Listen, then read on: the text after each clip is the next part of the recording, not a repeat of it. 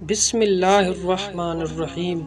السلام علیکم۔ راشد علی voice channel کے معزز خواتین و حضرات، ایک منقول ہے حضور سیدنا غوث اعظم رحمۃ اللہ علیہ 488 ہجری میں 18 برس کی عمر میں والدہ ماجدہ کی اجازت سے مزید تعلیم کے لیے بغداد روانہ ہوئے۔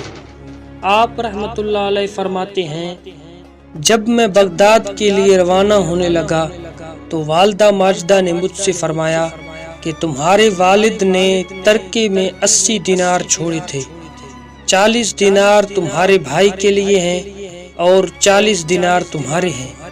تمہارے دینار میں نے تمہاری قمیص کے اندر سی دیے ہیں۔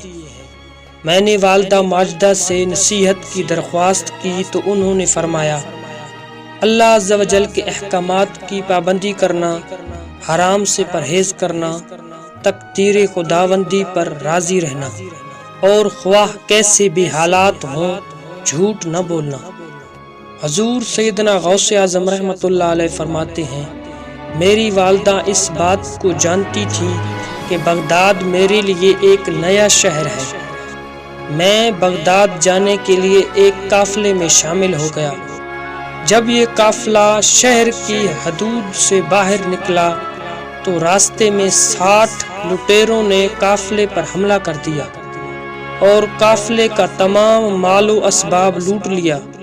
لوٹ مار کے دوران ایک شخص میرے پاس آیا اور پوچھا، اے لڑکے تیرے پاس کیا ہے؟ میں نے کہا، میرے پاس 40 دینار ہیں۔ وہ شخص میری بات کو مذاق سن کر آگے بڑھ گیا۔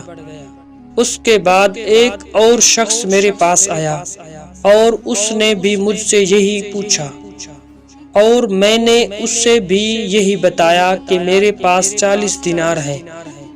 وہ بھی میری بات کا مذاق اڑا کر آگے بڑھ گیا۔ کچھ دیر بعد یہ دونوں لٹیرے اپنے سردار کے پاس گئے اور اسے میری بات بتائی۔ اس سردار نے مجھے بلایا اور دریافت کیا کہ واقعی تمہارے پاس 40 دینار ہیں؟ میں نے اسے بتایا، ہاں، میری بغل کے نیچے سلے ہوئے ہیں۔ سردار نے قمیص کو ادھیڑ کر دیکھا تو اس میں سے 40 دینار برآمد ہو گئے۔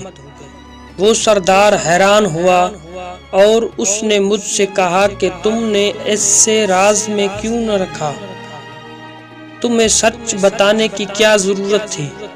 میں نے جواب دیا، میری والدہ نے سفر پر نکلتے وقت اس بات کی نصیحت کی تھی کہ بیٹا جیسے بھی حالات ہوں تم جھوٹ نہ بولنا، لہٰذا جب مجھ سے پوچھا گیا میرے پاس کیا ہے تو میں نے سچ سچ بتا دیا۔